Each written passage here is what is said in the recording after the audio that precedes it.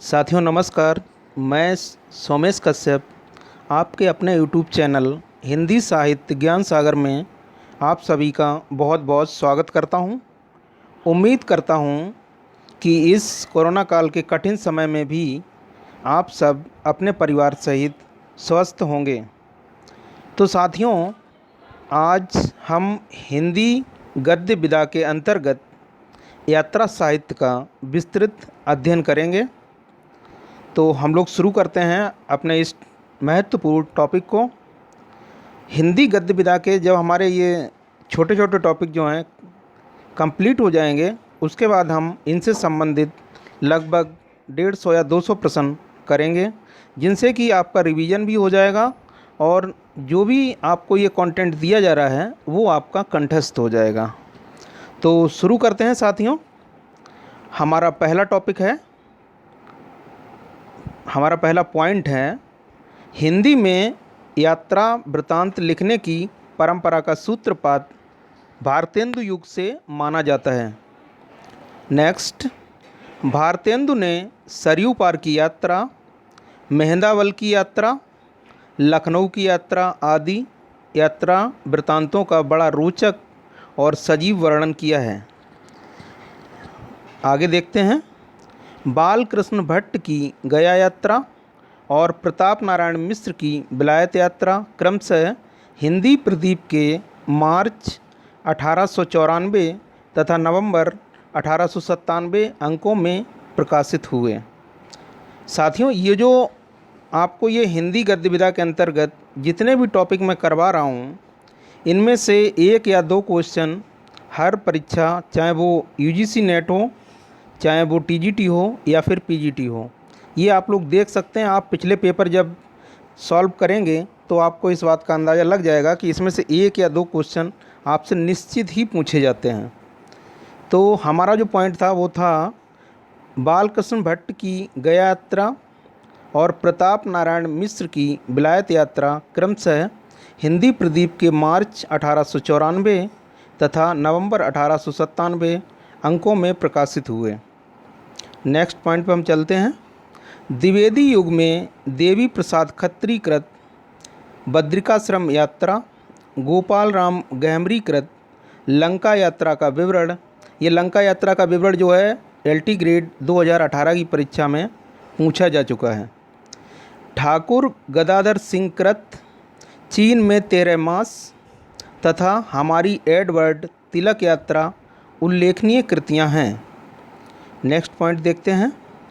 छायावाद युग में राम नारायण मिश्र ने यूरोप में 6 मास 1932 ईस्वी यूरोप के दर्शनीय स्थानों के रोचक वर्णन के साथ साथ वहाँ के रहन सहन, शिक्षा पद्धति आदि का भी यथास्थान उल्लेख किया है।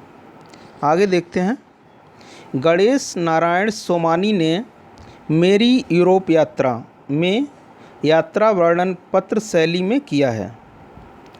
मेरी यूरोप यात्रा का जो वर्णन है वो पत्र शैली में किया गया है। आगे देखते हैं। सत्यदेव परिवारजक छायावादी युग के सर्वप्रथम यात्रा व्रत लेखक हैं। मेरी जर्मन यात्रा, यात्री मित्र 1936, यूरोप की सुखद स्मृतियाँ 1937, ज्ञान के उद्यान में 1937, नई दुनिया के मेरे अद्भुत संस्मरण 1937, अमेरिका प्रवास की मेरी अद्भुत कहानी 1937 इनकी उल्लेखनीय कृतियां हैं। दोस्तों, यात्रा व्रत लेखन में महापंडित राहुल शंकरतायन का उच्चतम स्थान है। तिब्बत में 1.25 वर्ष 1933 ईस्वी, मेरी यूरोप यात्रा 1935 ईस्वी, मेरी तिब्बत यात्रा 1937 ईस्वी, मेरी लद्दाख यात्रा 1939 ईस्वी, किन्नर देश में 1948 ईस्वी, रूस में 25 मास 1952 ईस्वी इनके महत्वपूर्ण यात्रा व्रत हैं। आगे पॉइंट को देखते हैं हम लोग। उत्तराखंड के पथ पर राहुल शंकरतायन ने अपनी बद्री केदार यात्रा का औपन्यासिक शैली में वर्णन किया है। आगे पॉइंट को हम लोग देखते हैं।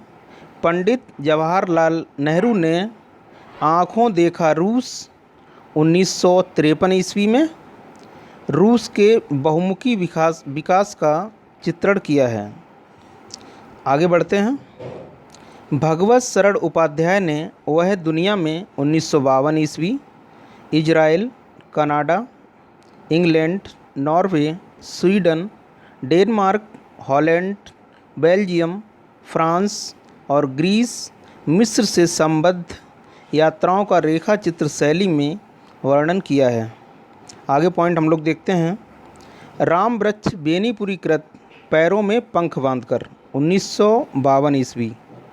काफ़ी महत्वपूर्ण यात्रा साहित्य है ये और कई परीक्षाओं में पूछा जा सकता है और पूछा भी जा चुका है। पैरों में पंख बांधकर। उड़ते चलो 1954 ईस्वी। यशपालकृत लोहे की दीवार के दोनों ओर 1953 ईस्वी। अज्ञेयकृत अरे यायावर रहेगा याद मोस्ट इम्पॉर्टेंट 1953 ईस्वी। एक बूंद सहसा उछली 1960 ईस्वी। भगवत शरण उपाध्याय कृत कलकत्ता से पैकिंग 1955 ईस्वी। सागर की लहरों पर 1959 ईस्वी। प्रभाकर माचवे कृत गोरी नज़रों में हम 1964 ईस्वी। यात्रा साहित्य की अत्यंत महत्वपूर्ण कृतियां हैं। तो ये जितनी भी हमने इस पॉइंट में आपको बताई हैं ये सब मोस्ट इम्पॉर्टेंट हैं, इनको आप ज़रूर याद रखिएगा। आगे चलते हैं।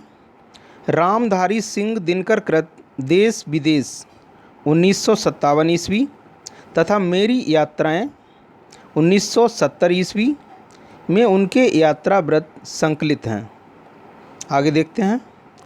विष्णु प्रभाकर ने हंसते निर्झर दहकती भट्टी 1966 ईस्वी में देश विदेश से संबंधित 21 यात्रा व्रतों को संकलित किया है। चलिए आगे बढ़ते हैं। अप्रवासी की यात्राएं में डॉक्टर नगेंद्र ने जापान, अमेरिका, यूरोप आदि देशों के शैक्षिक जीवन का चित्रण किया है। अमेरिकी विश्वविद्यालयों में हिंदी इस यात्रा व्रत का सर्वाधिक ज्ञानवर्धक प्रकरण है।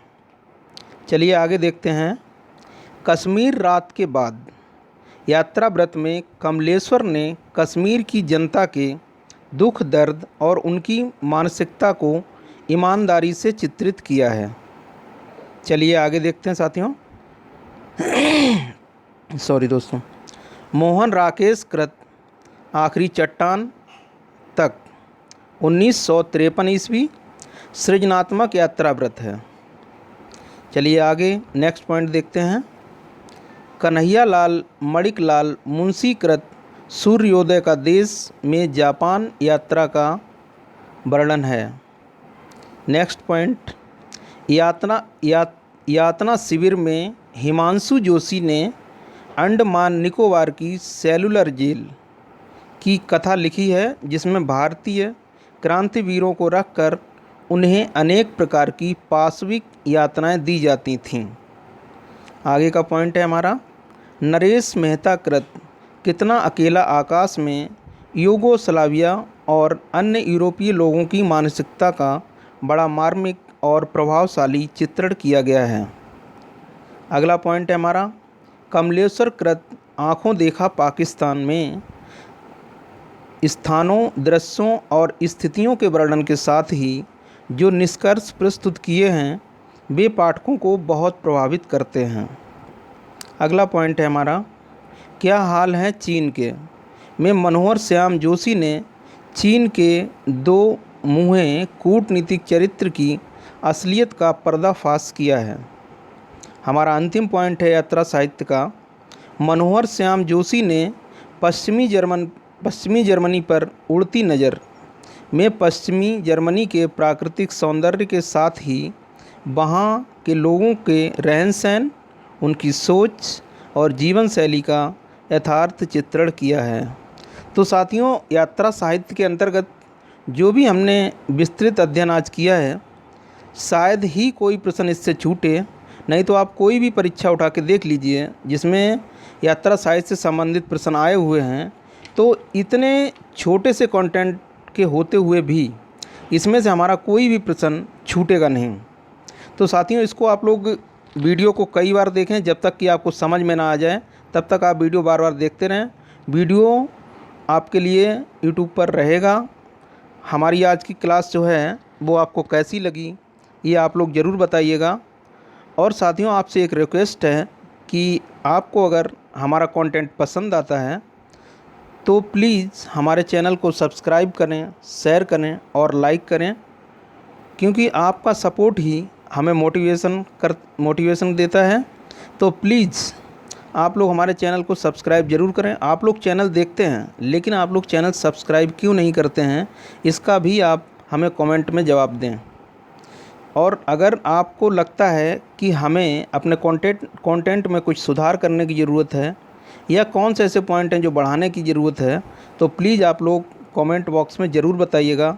हम कोशिश करेंगे कि उसमें सुधार कर सकें, क्योंकि आपकी सफलता ही हमारी सफलता है।